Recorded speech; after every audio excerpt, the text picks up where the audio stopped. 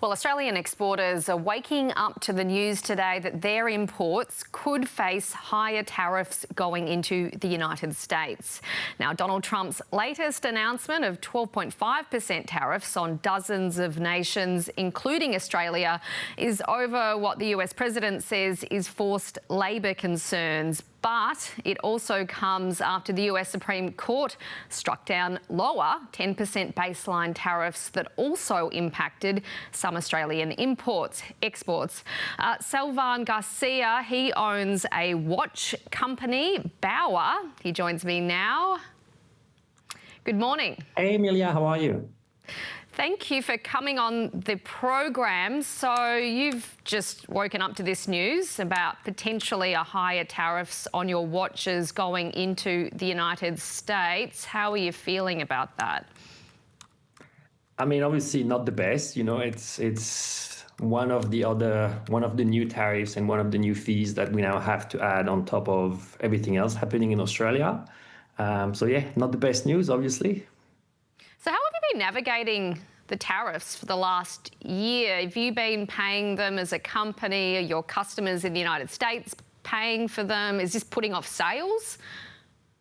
Lucky enough for us, we sell across the entire world. So, the US is about 50% of our market. And we do pay the tariffs on behalf of our American customers. And it's all automated. So, kudos to Australia Post for putting the system in place. Everything is deducted every time we ship a parcel to the US. Everything is automatic, but it automatically takes our money away from us. So, yeah, it's not the best.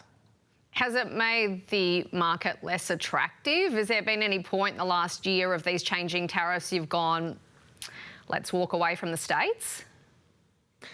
We can't. Look, we don't really dictate who we sell to and where we sell. So the US market has responded pretty positively to the news, and we bake it into our shipping fees for our US customers. And fortunately for us, they keep supporting us. So we sell goods that are not,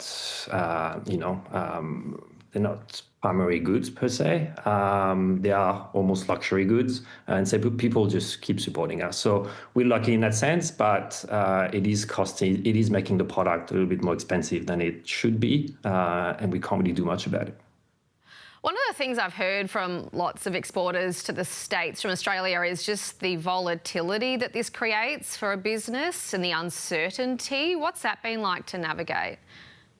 Again, it's not great. It's, if every week or every fortnight you wake up and there's new fees, and some of it is coming from the US, some of it is coming from Australia Post, some of it is coming from Zonos, the company that processes the tariffs.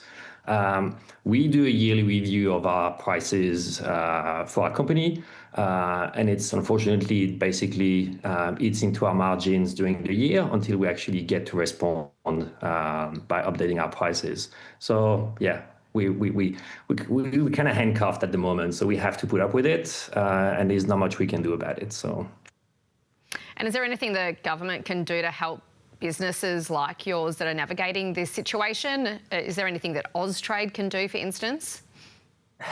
I mean, we are a beautiful country, and I think the US is a beautiful country as well. We just need to be able to have the discussion. It's way above my pay grade.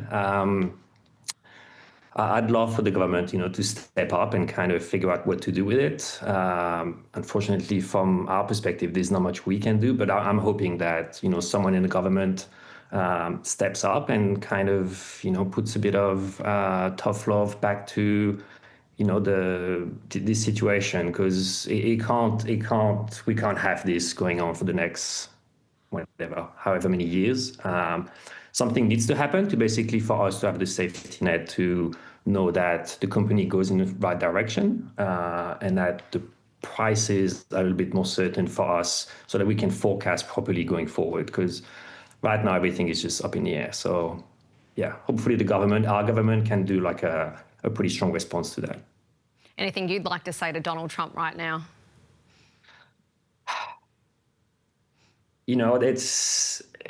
we're all on the same boat. Like at the end of the day, we're all on the same boat. We love America. We love our American customers. We don't need this. Like it's a little bit petty, to be honest. The 2.5% extra, like it's not going to move the needle anywhere. So yeah, I don't really understand it. So. Well, thank you for your time. I'm sure we're going to hear more about this one in the coming days and weeks.